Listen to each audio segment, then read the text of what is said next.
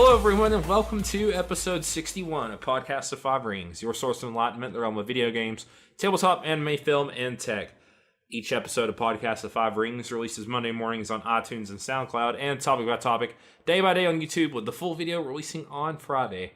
Catch updates about the podcast or for other news, give us a follow on your social media platform of choice, listed in the description below. I'm your host, GM, and oversee your Podcast of Five Rings, Obsidian, joined tonight by the resident wildcard, Mao. Yo. Mao. I went second. What? I said I went second. Yeah, you did. Threw me off. You weren't ready for it, but whoever is. The wall that will not fall, Tetsuo, is also here.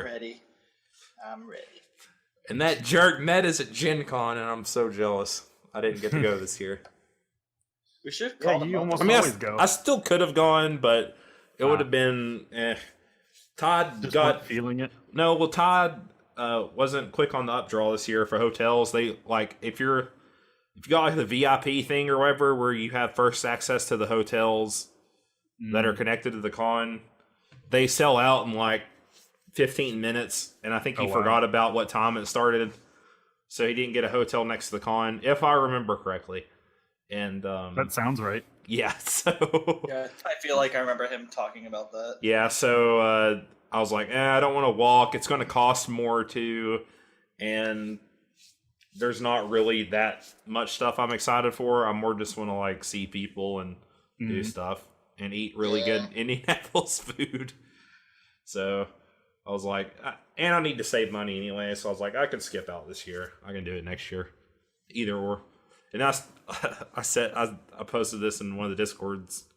I was like, I'm seeing Gen Con pictures and already getting the nod at Gen Con blues. Oh. So, yeah. That's me every year.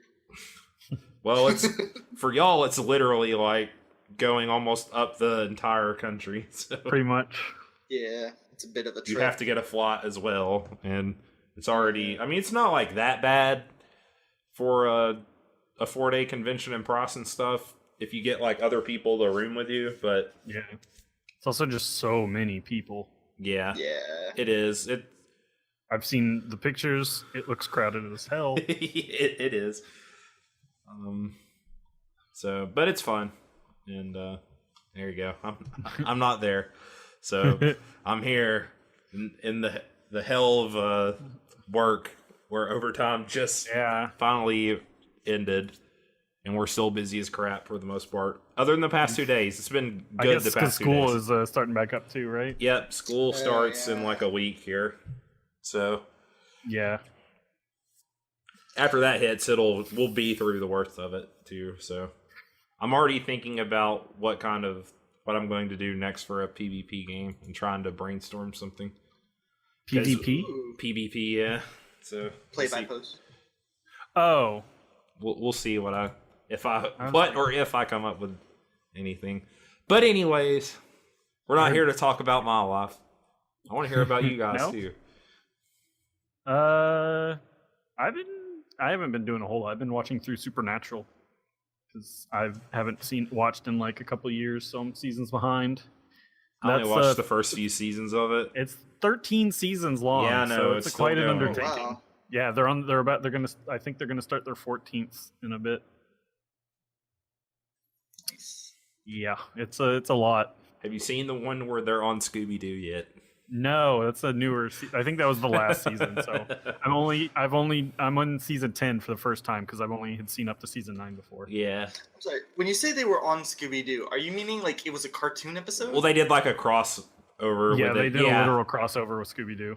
Because Scooby-Doo's crossed over with everything, pretty much. Oh, yeah, definitely. Don nods on multiple occasions. What about you, Tets? What have you been doing?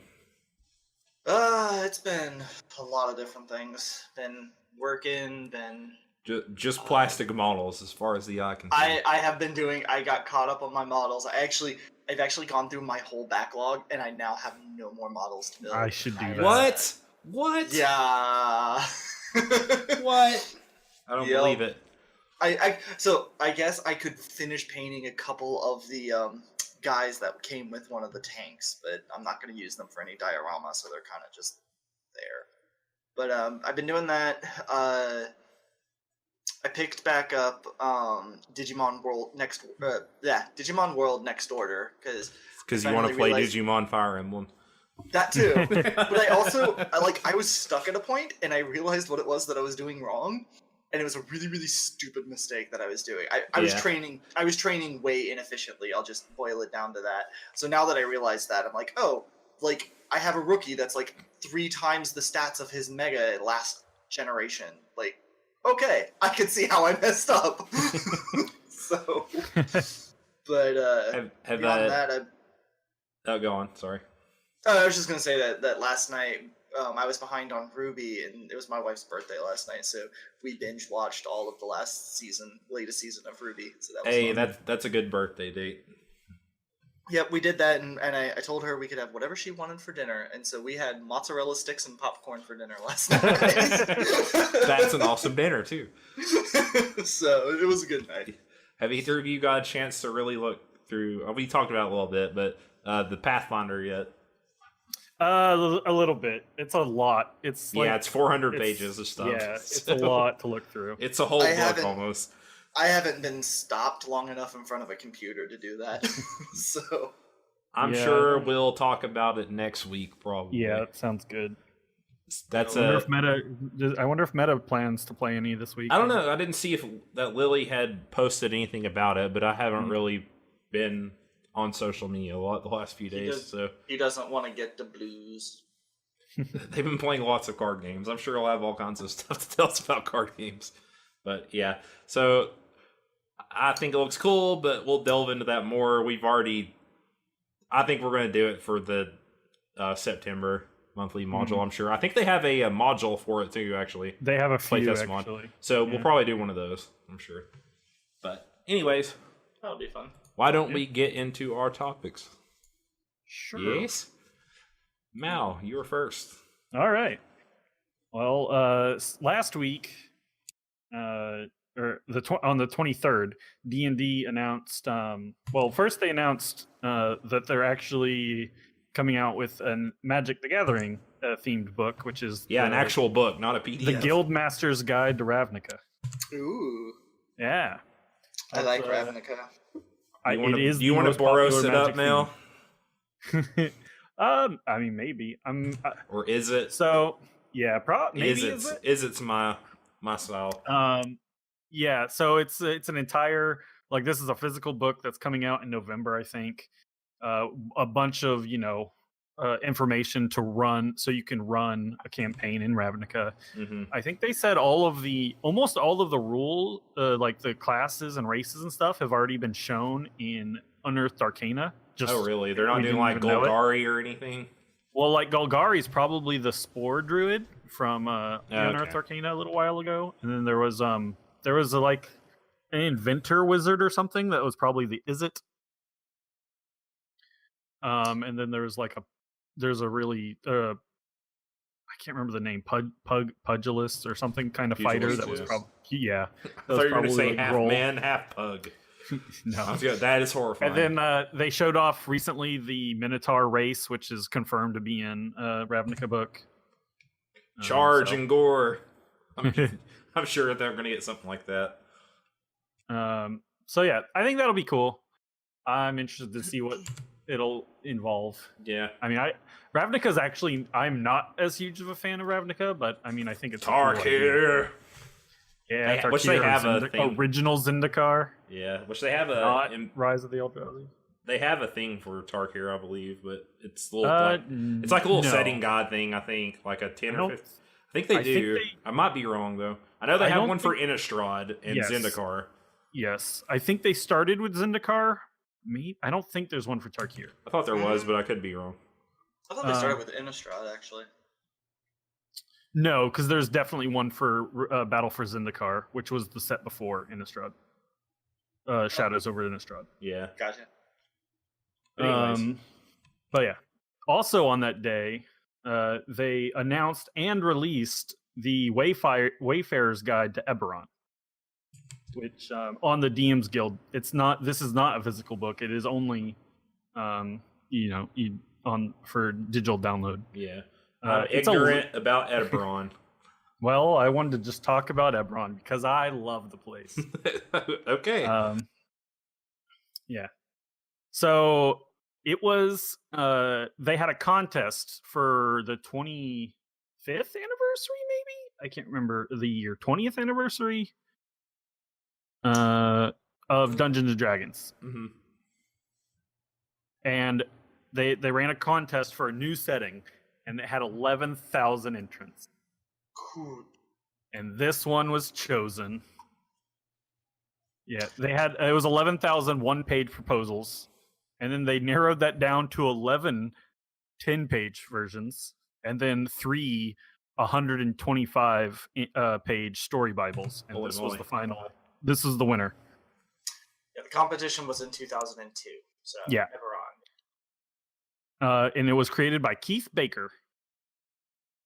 That dude loves to talk about Eberron. He has a podcast. So I think a monthly podcast. He has a blog where he's talked a lot about it. He loves Eberron, and because of the way it's still owned by D&D, so unless they want to do something with it, he can't put out books or anything. But now after they announced that this book had come out, they also opened up the DM's Guide or Guild or whatever website so that anyone can put up their Eberron content. So he's already announced that he's going to be working on a lot of that. That's cool. Yeah. So the original, the short tagline description for Eberron was, it's Lord of the Rings meets Raiders of the Lost Ark meets the Maltese Falcon. What? It's not a traditional fantasy world. Yeah. He wanted there to be it was influenced by pulp action, like Raiders of the Lost Ark or Pirates of the Caribbean or the Mummy movies with Brendan Fraser. Not the new horrible one, which is one of the worst blockbusters I've ever seen, but that's for another day. And then the noir movies of Casablanca, Maltese Falcon, whatnot. The Bogart films. Yeah. And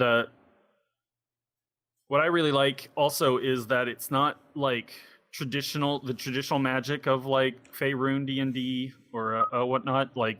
They call it very wide magic, not high magic. Huh. It's basically they have gone through basically a renaissance of such with magic, in that it's become more of a technology, but just low level magic. They have normal jobs that have access to cantrips and maybe first level rituals, like a lamplighter who repairs and creates ever burning torches that lights the city's streets, or a electrician. Yeah. Or a chef that uses prestidigitation to flavor food and can cast purify food and drink. Yeah. This book even has descriptions of possible jobs and what their 1 or 2 spells would be. And then anything past 3rd level is super rare comparatively. To have a level, not live that long or something, or no, just to have an actual class level is very rare. Players are supposed to be actual heroes. Oh, gotcha. Which also means that things like resurrection spells and teleportation spells are very hard to come by. Who fights the monsters, Mal? Well, the hordes and hordes of monsters. There are, so as part of the noir aspect, they had there are 12 houses, which are dynasty families or whatever. They're all that have they have what's called a dragon mark, which is a manifestation of a particular prophecy or whatever, that each house has their own. There's the mark of finding, or the mark of making, which the mark of making only appears on humans that have a relation to the house of Caneth or whatever. And these guys all they act more like giant corporations. They all have a monopoly on that. Like the House of Creation have a monopoly on creating magic items, basically. And there's the House of the House of or the Mark of Hospitality, and they have like basically chain inns, like in all the big cities. There's a Golden Dragon Inn or something. I can't remember if that's the right name, but so you can do a lot with like the political or the intrigue of the different houses working against each other or whatnot. And then what is it? There's the House of Healing, I think, which they have that the marks also can power certain special magic items. So like you might be able to cozy up to a house to get access to their altar of resurrection, Mm-hmm. but that will cost you maybe favors or something. And then you also have to find someone that can power it with their dragon mark. And then it also takes basically other resources. So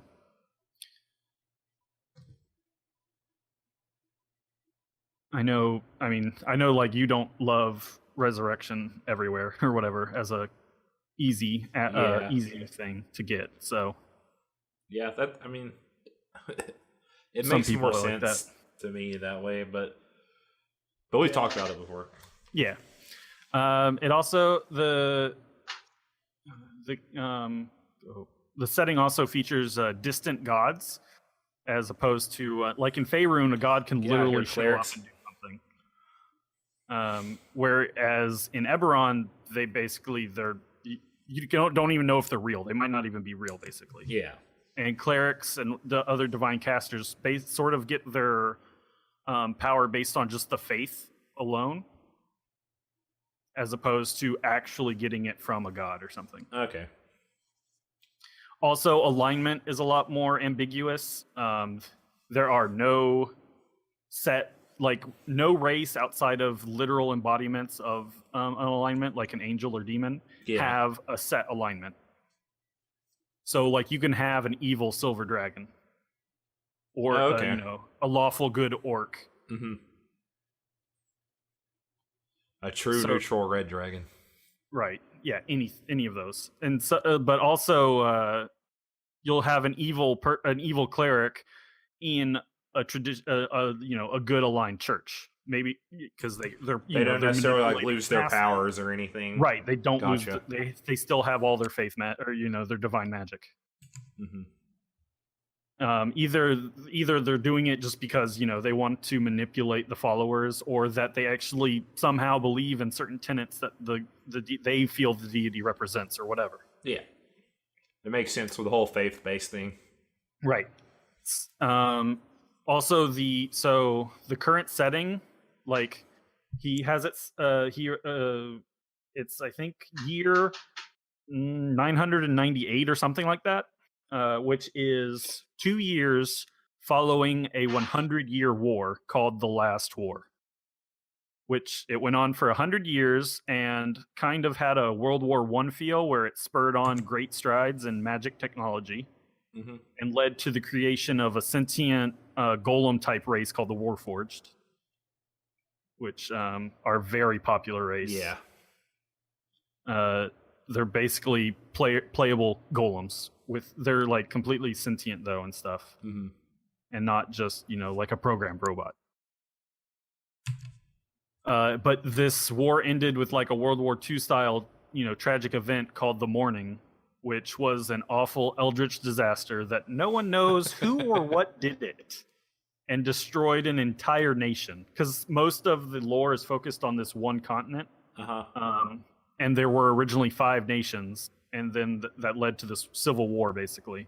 Or 5 nations under one kingdom, and they had a civil war and destroyed one, and it's kind of in a Cold War style situation. Yeah. Where everyone's like not sure who did it, if they're going to do it again, sort of thing. Something tells me it's not going to be the last war. Right.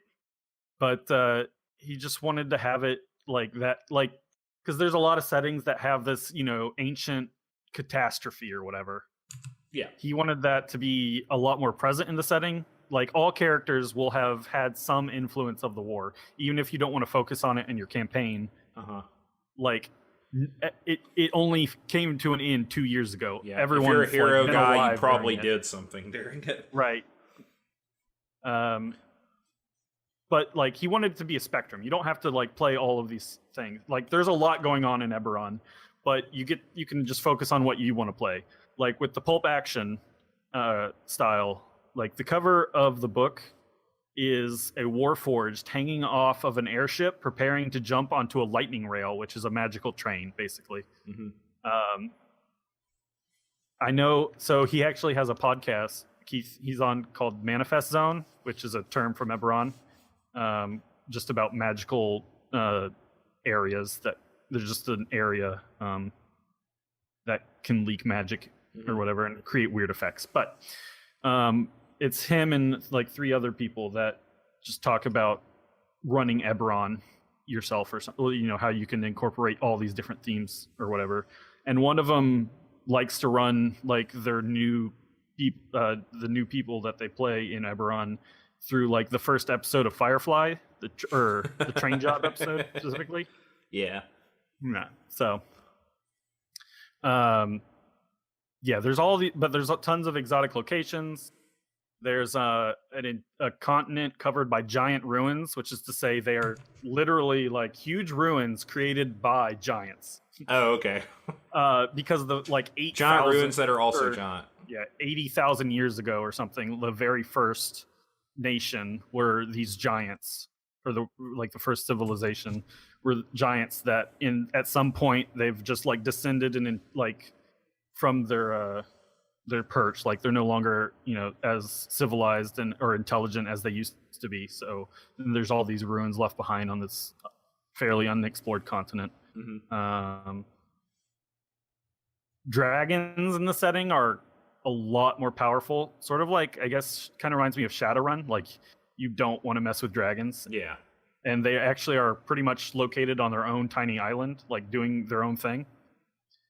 And usually if they're involved in something, it's a lot more like subtle and stuff. So they have their own society and stuff. I assume, I don't think a lot has been written on it. Like again, most of the because there were quite a few books in 3.5 specifically, which is when this came out, for Eberron, but it's still mostly focused on this one main continent. But there were bits about the others. So is the 5e book picking up where the 3.5 stuff left off, or it is a book to bring to sort of bring new, like introduce Eberron to new people. Okay. It's like a setting guide almost. Yeah, it's the Wayfinder's Guide to Eberron. Like Okay. It's got a lot of these themes it hits on, but he also wanted it to at least if contain new information or just a new look on the information, like even if you had all the previous books. Like I know he said when he was going through the all the different religions, like he didn't just want to copy and paste from 3.5, so he tried to write it in a way like what you as a follower might have like view these religions, or how, you know, what their tenets might mean to you or something. So he also included like there are different rules for like running it specifically in 3.5. There's a table of what's, you know, like for character creation, everyone's got a regret. What's yours? Roll, you know, on a D10 table or something. Yeah. Or a table for like maybe you're in debt. What do you need 200 gold for? Also, there was an optional rule that reminded me of fate aspects. Like, you know how you can use descriptions for the scene or something. Yeah. Like he recommends, like, you know, listing these off of for people to play off of. Like if you're in a bar, it's got the tag, you know, chandelier, so that you know you can swing from it or something. Okay. So just kind of play up the cinematic aspects of it. Yeah. If you're going for the Indiana Jones style kind of thing, then yeah, that makes sense. Because I think it even recommends like it might have, I can't remember if it has rules for hero points, because I know in 3.5 I think they had action points as an optional rule, just kind of that you can use in a fight to get like a more cinematic, like let you, you know, perform a particular action well, or, you know, a boost or to it. Yeah, so like even at level 1, you were to make it to a level 1 player character, you did something remarkable probably. If you were a soldier, you probably weren't just some grunt, but you were involved in some great triumph or defeat. And now you're a semi badass. Yeah, even the most powerful NPCs of the settings, or I should say the most powerful non-selfish aligned NPCs usually have some limitation. Like there's the most powerful wizard, I think, loses most of her power when she leaves her tower. Yeah. And then there's another one that's like a high druid that's literally a tree. Can't go anywhere. Yeah. Basically, it needs heroes to because it's got plenty of villains. Yeah. Interesting. And then the intrigue side, you've got the houses that run like giant corporations. You could easily run like a shadow run style game of if you wanted or whatnot. They have control over, like, there's the sending stones, which are operated like telegrams. The mark of scribing only shows up on gnomes, and they've all gained power in the last war because they could play all the sides because everyone wanted what they had basically, and they were held in check by a particular treaty under the Kingdom of Galifar, but that kingdom no longer exists, so they're kind of like wondering what is keeping them in check now. Like, yeah, so that was the kingdom that got destroyed by the. Yes, it was the Kingdom of Galifar with 5 nations. Sire was the one that was destroyed, and now is actually in the middle of around the middle of the continent is now the Mournland, which is he wanted to create just basically the biggest dungeon he could and put it in the middle of the continent for people to be involved in if they wanted to, because it's just all ruin now. And so you can be involved in trying to find all these maybe troves of magic items and whatnot. So yeah, but there were 4 of the 4 leftover nations exist, and there are also some newer, smaller nations that got created. Like I know one, I can't remember what it was called, but it was basically like this group of what you might consider monsters traditionally, like orcs, trolls, gnolls, are trying to create their own nation, and it's run by 3 hags. There is a goblinoid nation, like they have their own nation, which is more established than the other one, because they were basically mercenaries in the last war. Yeah, more so than the other creatures, so they had like more like influence and friends, and so they were. It makes sense they would integrate more when alignment's not as important and stuff. Exactly. I mean, a lot of people still see them as like maybe savages and stuff, but it's not really. It's not as given. Like in traditionally, there's a picture on the internet of like an elf riding down or about to on a horse charging at like an orc, and one is an ancient protector of a sacred grove, and the other is a marauding whatever thing. Yeah. It was the elf, because the elf is part of it was a particular elf of this very like xenophobic race of like to the point where if they catch you with their like favored weapon, which are like dual scimitars, they'll probably try and kill you before using them. And then the orc was like a protector of his land or whatever. And then lots of moral ambiguity, which is very in these days. Like an Inquisitor. We need our shades of gray. Yeah, this is all about shades of gray. The Inquisitor might be torturing innocents to root out an evil cult, but and if they're stopped, the cult flourish, right? Or orcs are raiding on a newly established settlement, but the settlement is built on the orc sacred ground, which is eroding the wards that keep back a great evil. Yeah. So I think that's pretty cool. I love the technological standpoint of the setting. Like everyone can have access to like little magic. Basically, they have what are called, like, even in the war there was like they had wand. What are they? Wand something. Now I forgot what they're called. Wand slingers, I think. Basically, which were like artillery in our style of armies. Modern warfare. Yeah, which because it's 5th edition now, he like recommends giving to make like a non-player they would have the magic initiate feat because that gives you access to like a cantrip, some cantrips and stuff. Yeah, but sense. they can only use it while arcane focus specifically. Yeah. Yeah.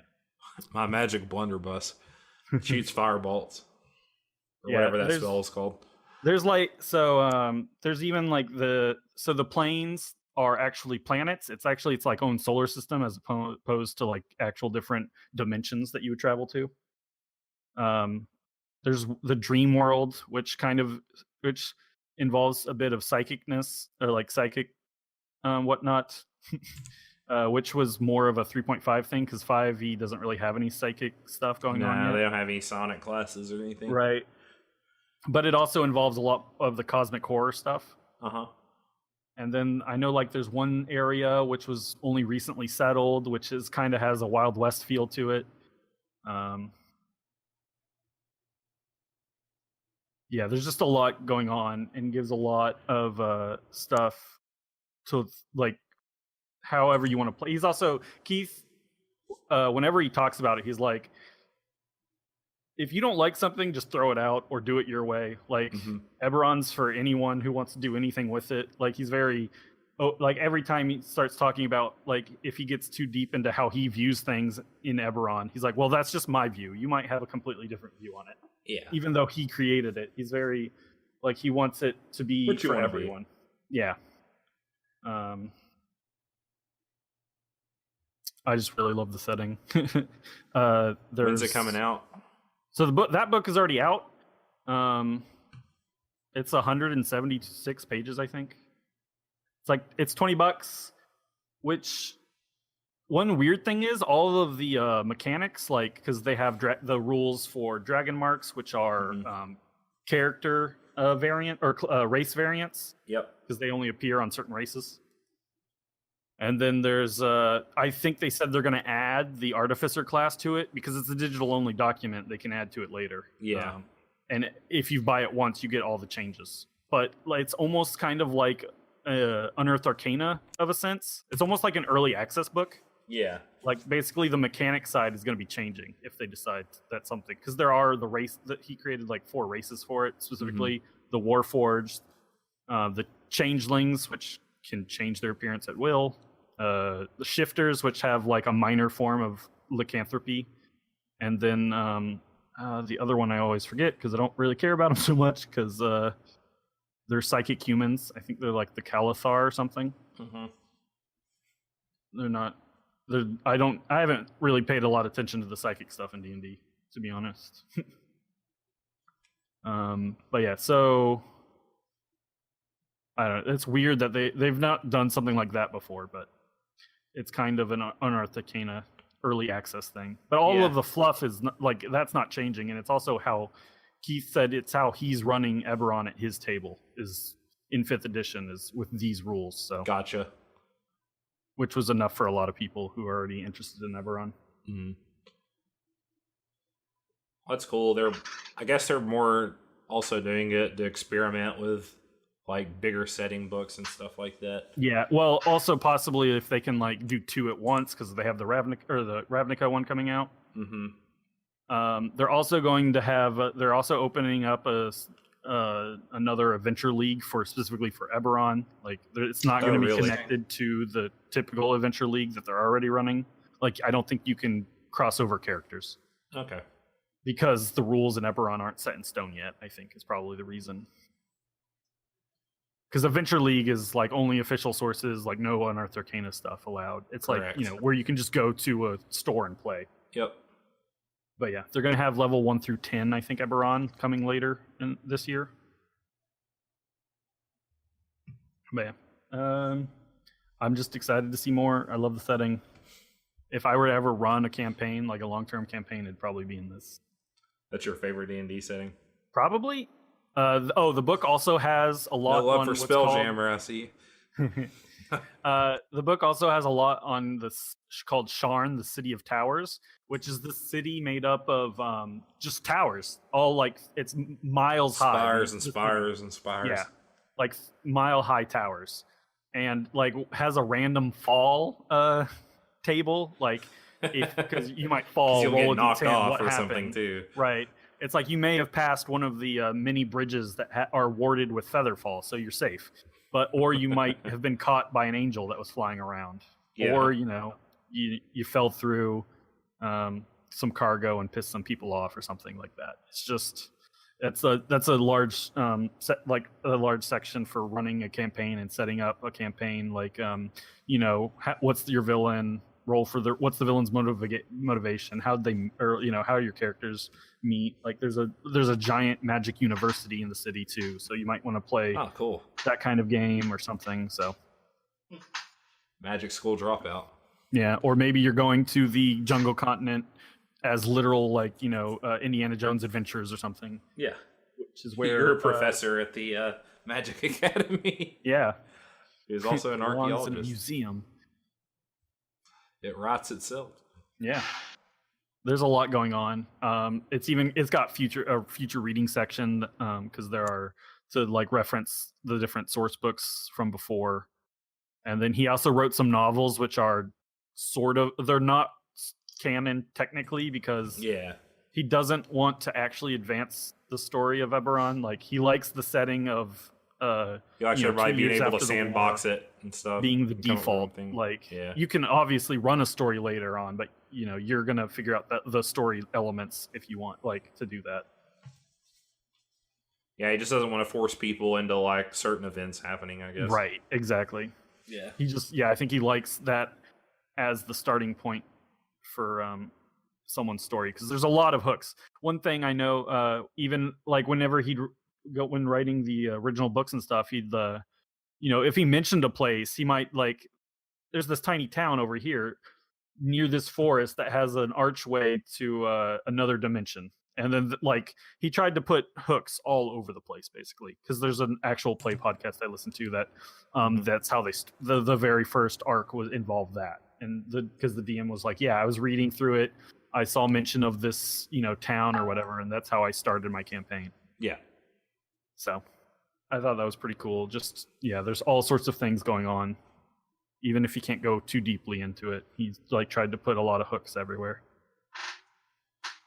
Cool. Yeah. Give me Dark Sun or give me Death. That's a pretty cool setting too. It is, but I don't really have like a favorite D&D setting per se. Mm-hmm. So I don't know a whole lot about all the different ones. I kind of know the very basics. Like Eberron was one I didn't know. I just assumed it was like another kind of Forgotten Realms-esque setting. Nope. Which it apparently isn't. No. So that's what I learned today. It's the pretty more cool. I know. Yeah, I mean it does sound cool. I like low fantasy stuff, and it's cool that D&D has something. I mean, you didn't really say low fantasy, wide fantasy, but lower fantasy. Right, magic everywhere, but low magic everywhere. Yeah. All right, cool.